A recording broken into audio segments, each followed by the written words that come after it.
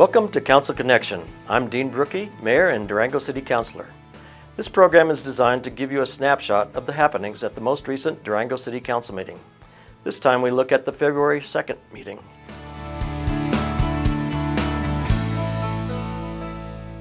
This meeting began with a proclamation designating February as National African American History Month.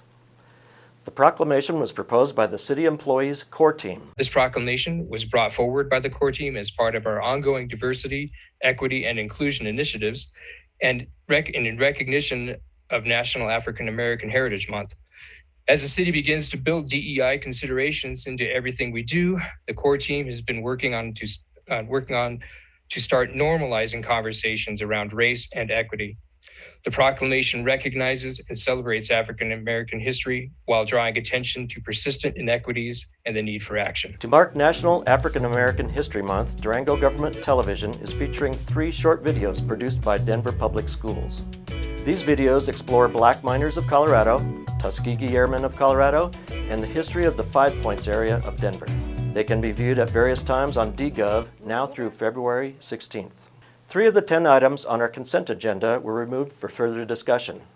One was a resolution authorizing an additional appropriation for an electric vehicle fast charging station at the Durango Transit Center. The station is expected to be available later this spring. Another removed item was a request for a public hearing on a tax-exempt lease on a multi-million-dollar energy performance contract for city facilities. It was removed at the request of the city manager. Asking for a little bit more time for us to kind of review and do a little bit more homework on our financial options that we may have for the council to consider. And then also, as we are looking at a city facility subcommittee that was formed by the council to talk and discuss just a little bit before we kind of decide what buildings that we place in. If we were to go with this process, it's about a 17-year payoff. And if there's some buildings that we may not be looking at utilizing for that full 17 years, it's a good time just to, before we commit ourselves, to make sure that we are putting it on buildings and doing the upgrades on things that we see will be here for the long term to be able to reap the rewards. All other items on the consent agenda were approved. Councilors again discussed asking voters on the April 6th city election to increase the lodger's tax to 5.25%. There was strong support for the tax hike amongst most of the 8 members of the public who participated in the public hearing.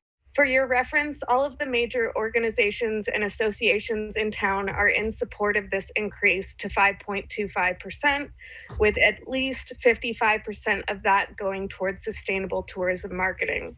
Council has rallied behind this cause, the stakeholders are in support, and the residents get it. Now let's get it done. I'm in support of the increase of the lodger's tax, and I want to advocate that for the current needs of transit, which hit a fiscal cliff in 2023, and that without this lodger's tax and some portion of it going to transit would leave us with hundreds of thousands of dollars of deficit.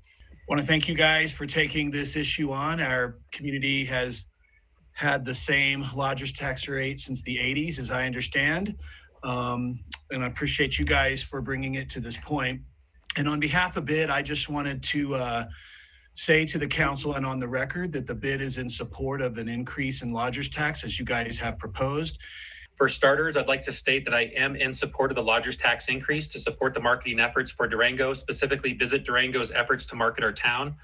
Tourism is the low-hanging fruit that our town needs to recover from the economic impacts that we have seen due to COVID, 416 and beyond. Tourism is rooted within our community and is here to stay with the support of the appropriate marketing. As she did at an earlier meeting, Councilor Noseworthy advocated for dedicating 55% of the proceeds for tourism promotion and the balance of 45% for transit and affordable housing efforts, with none dedicated to arts and cultural activities. That motion failed 4-1, and by a similar margin, councilors voted to put the tax increase on the ballot, allocating 55% for tourism promotion, 20% for transportation and transit services, 14% for arts and cultural events, and 11% for any of those purposes or other tourism impacts as determined by council. We next adopted a resolution appropriating an additional $953,000 of 2019 sales tax monies for additional street and road projects this year. We agreed to a resolution allocating $80,000 from the city-county joint sales tax to help fund Manna Soup Kitchen develop a navigation center for unhoused individuals. It appears that MANA is putting forth a pretty encompassing proposal. This is really about MANA serving to provide,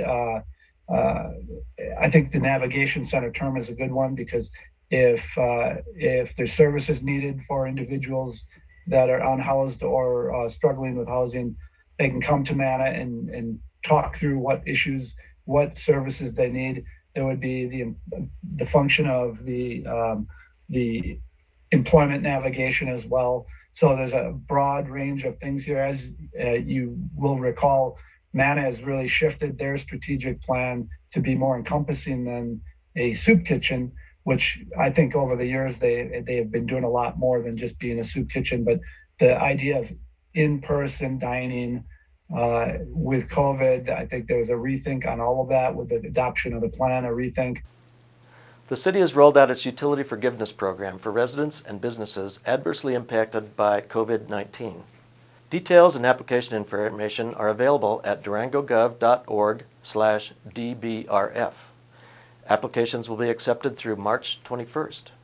Thanks to CARES funding, Durango has expanded bus service between Walmart and Three Springs and Mercy Hospital through December 31st. The route will run on 30-minute intervals, 7 days a week, with 11 stops in between.